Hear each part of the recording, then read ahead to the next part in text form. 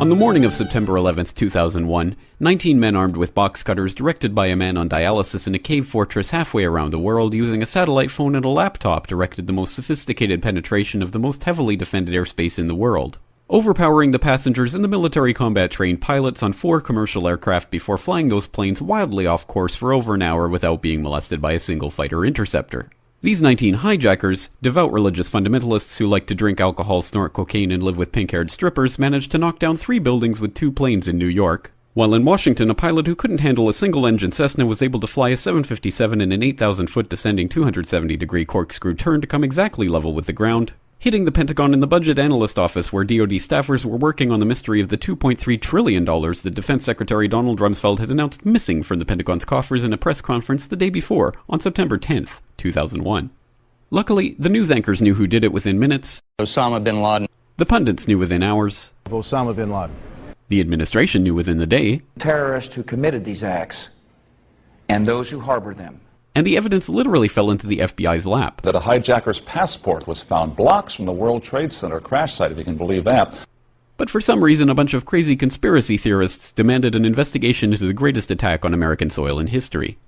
That investigation was delayed, underfunded, set up to fail, a conflict of interest, and a cover-up from start to finish. It was based on testimony extracted through torture, the records of which were destroyed. It failed to mention the existence of WTC-7, Able Danger, P-TECH, Sibel Edmonds, OBL and the CIA, and the drills of hijacked aircraft being flown into buildings that were being simulated at the precise same time that those events were actually happening. It was lied to by the Pentagon, the CIA, the Bush administration, and as for Bush and Cheney, well, no one knows what they told it because they testified in secret, off the record, not under oath, and behind closed doors. It didn't bother to look at who funded the attacks because that question is ultimately of little practical significance.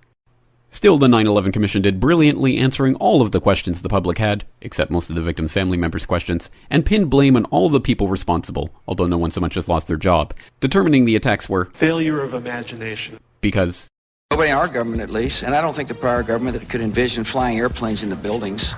Except the Pentagon, FEMA, NORAD, and the NRO. The DIA destroyed 2.5 terabytes of data on Able Danger, but that's okay because it probably wasn't important. The SEC destroyed their records on the investigation into the insider trading before the attacks, but that's okay because destroying the records of the largest investigation in SEC history is just part of routine record keeping. NIST has classified the data that they used for their model of WTC-7's collapse, but that's okay because knowing how they made their model of the collapse would jeopardize public safety. The FBI has argued that all material related to their investigation of 9/11 should be kept secret from the public, but that's okay because the FBI probably has nothing to hide. This man never existed, nor is anything he had to say worthy of your attention, and if you say otherwise, you are a paranoid conspiracy theorist and deserve to be shunned by all of humanity. Likewise him, and her. And her, and her, and him. Osama bin Laden lived in a cave fortress in the hills of Afghanistan, but somehow got away. Then he was hiding out in Tora Bora, but somehow got away. Then he lived in Abbottabad for years, taunting the most comprehensive intelligence dragnet employing the most sophisticated technology in the history of the world for a decade, releasing video after video with complete impunity and getting younger and younger as he did so, before finally being found in a daring SEAL team raid which wasn't recorded on video, in which he didn't resist or use his wife as a human shield, and in which these crack special forces operatives panicked and killed this unarmed man, supposedly the best source of intelligence about those dastardly terrorists on the entire planet. Then they dumped his body in the ocean before telling anyone about it. Then a couple dozen of that team's members died in a helicopter crash in Afghanistan. This is the story of 9/11, brought to you by the media which told you the hard truths about his head could be seen to move violently forward. And they took the babies out of the incubators. And mobile production facilities. And the rescue of Jessica Lynch. If you have any questions about this story, you are a batshit paranoid tinfoil dog-abusing baby hater and will be reviled by everyone.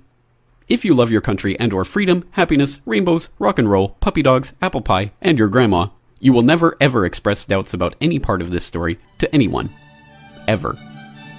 This has been a public service announcement by the Friends of the FBI, CIA, NSA, DIA, SEC, MSM, White House, NIST, and the 9/11 Commission.